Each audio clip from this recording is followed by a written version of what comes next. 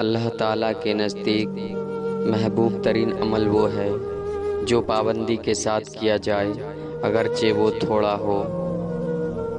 جو اللہ اور اس کے رسول پر ایمان لایا اس پر لازم ہے کہ وہ اپنے مال کی زکوٰۃ دے۔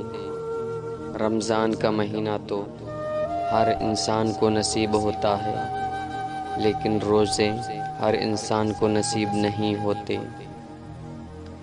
وہ مہینہ آ رہا ہے جس کا صرف ایک دن عید ہوتا ہے، اور وہ مہینہ جا رہا ہے جس کی ہر شام عید ہوتی ہے۔